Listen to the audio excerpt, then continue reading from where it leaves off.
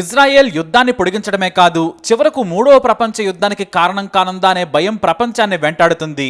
ముందు చర్చలకు రండని ఏకంగా ఐక్యరాజ్య సమితి చెప్పినా కూడా ఇజ్రాయెల్ ప్రధాని బెంజమిన్ నెతన్యాహు మాత్రం అబ్బే కుదరదంటున్నారు. మాకు మేముగా యుద్ధం మొదలు పెట్టలేదు, తీవ్రవాదులై మమ్మల్ని ఈ వార్లోకి లాగారు. కానీ ముగింపు అనేది విజయంతో మాత్రమే ఉంటుంది. గాజాలో మా యుద్ధం ఆగాలని మీరు చెబుతున్నారు, కానీ హమాస్ గురించి మీకంటే బాగా మాకు తెలుసు. ఇప్పుడు గ్యాప్ ఇస్తే మళ్ళీ హమాస్ బలపడుతుంది. ఆ తర్వాత ఇలానే మళ్ళీ మళ్ళీ మళ్ళీ మళ్ళీ మాపై దాడి చేస్తూనే ఉంటుంది. మేము ఇంకా ఎన్నాళ్ళు భరించాలి? ఇప్పుడు హిజ్బుల్లా మా మీద దాడి చేస్తోంది.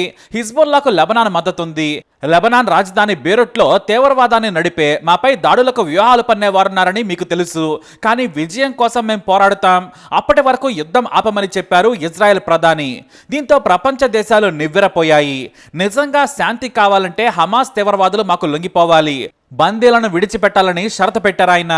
ఇజ్రాయెల్ను కట్టడి చేయడం తమ వల్ల కాదా అని ఐక్యరాజ్య సమితిలో అగ్రదేశాలు చర్చలు మొదలుపెట్టాయి. కానీ ఇజ్రాయెల్ ప్రధాని బెంజమిన్ నెతన్యాహు మాటలు నిజమే అయ్యాయి.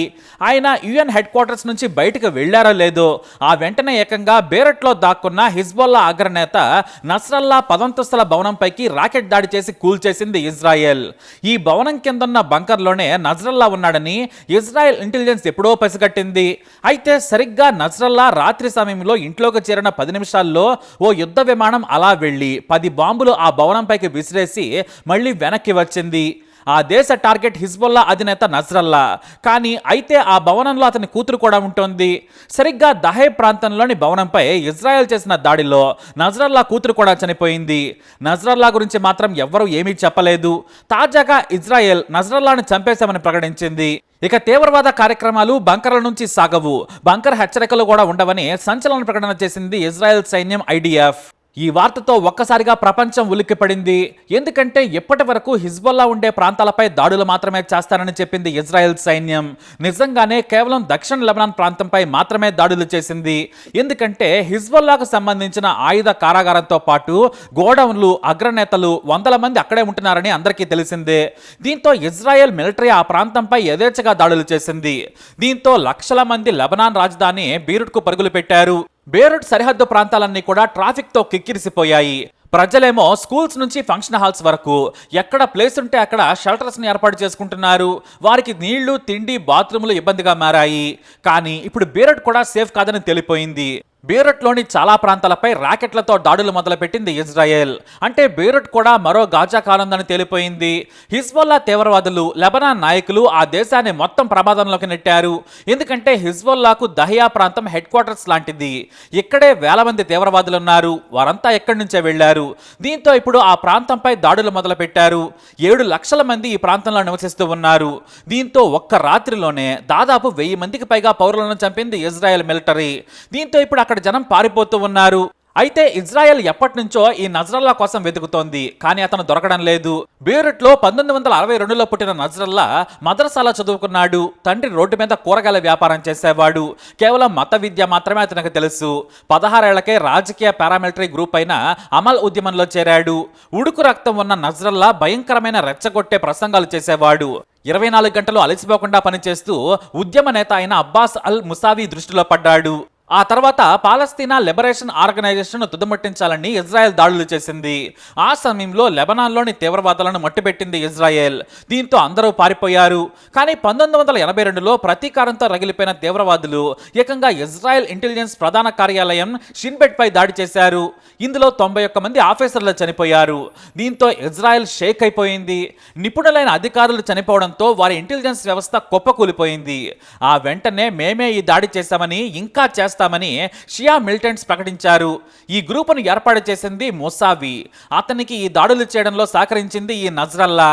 ఆనాటి నుంచి 10 ఏళ్ల పాటు ఇజ్రాయెల్ ఈ హిజ్బుల్లా అధినేత ముసావి కోసం వెంటాడింది. చివరకు ఓ రోజున బేరూట్ నగర శివారులోని ఓ ఇంట్లో విందుకు వచ్చిన ముసావిని ఇజ్రాయెల్ దళాలు చొచ్చుకెళ్లి మరీ చంపి వెనక్కి వచ్చేశాయి. ఇదే సీన్ ఫౌదా అనే నెట్ఫ్లిక్స్ వెబ్ సిరీస్ లో కూడా పెట్టారు. ఆ తర్వాత హిజ్బుల్లా ఆర్థిక కార్యకలాపాలు, ఆయుధాల గురించి పట్టున నజ్రల్లాకు పగ్గాలు చేతికొచ్చాయి. అప్పటికి ఆయన వయస్సు 32 ఏళ్లే. కానీ ఏనాడు కూడా ఆయన బంకర్ల నుంచి బయటకు వచ్చేవాడు కాదు. చాలా వ్యూహాత్మకంగా తిరగడం మొదలుపెట్టాడు. 1992 నుంచి ఇజ్రాయెల్ వేటాడుతున్నా కూడా దొరకలేదు. ఈసారి ఏకంగా బేరూట్ సిటీ సెంటర్లోని అతని ఇంటిపై బాంబులేశారు. కానీ అంత పిన్ పాయింట్గా నజరల్లా ఇంట్లోకి వచ్చాడని ఐడిఎఫ్కి ఎలా తెలిసిందనేదే మిస్టరీ. ఇంట్లోకి వెళ్ళిన 10 నిమిషాలకే యుద్ధ విమానం వచ్చింది, బాంబులేసిపోయింది. బంకర్లో ఉంటాడు కాబట్టి ఒకే చోట 10 బాంబులు వేస్తామని ఐడిఎఫ్ చెప్పడం ఇక్కడ గమనార్హం. బీరూట్లోని ఏ ప్రాంతం కూడా సేఫ్ కాదని భయపడుతున్నారు. ఇజ్రాయెల్ యుద్ధ విమానాలు కూడా రౌండ్స్ కొట్టాయి. దీంతో విమానాలన్నీ కూడా రద్దయిపోయాయి. ఇజ్రాయెల్ మాత్రం మేము బీరూట్ మీద దాడి చేయలేదు, సిటీ సరిహద్దుపై మాత్రమే దాడి చేశామని చెబుతోంది. కానీ సరిహద్దు ప్రాంతాలన్నీ కూడా లెబనాన్ సర్కారు ఖాళీ చేసింది. అయితే రాత్రి సమయంలో ఇజ్రాయెల్ టార్గెట్ల మీద దాడి చేస్తోంది. ఓ యుద్ధ విమానం నుంచి దహియా ప్రాంతంలో బాంబులు విసిరింది. ఒకేసారి 10 బాంబులను ఒకే ప్రాంతంలో యుద్ధ విమానం ద్వారా వేశారని అల్ జజీరా ఓ వీడియో ప్రసారం చేసింది. అయితే రహస్యంగా హిజ్బుల్లా నిర్వహిస్తున్న సెంట్రల్ హెడ్ క్వార్టర్స్ అని తెలుస్తోంది.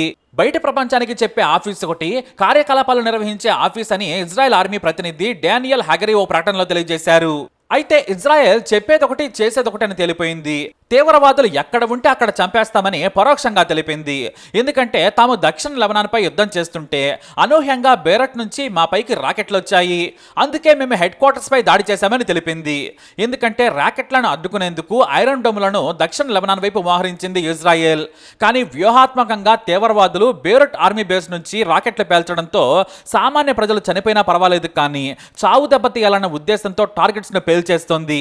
ఇప్పటి వరకు లెబనాన్ ప్రజలు ఒకటే భావించారు, యుద్ధం ఇజ్రాయెల్కు హిజ్బుల్లా తీవ్రవాదులకు మాత్రమే అనుకున్నారు. కానీ యుద్ధం తమ వరకు వస్తుందని ఊహించలేకపోయారు. ఇప్పుడు ఏకంగా రాజధాని బీరూట్ మీద దాడి జరిగింది. ఆ తర్వాత బెక్కా వ్యాలీపై దాడి చేసింది.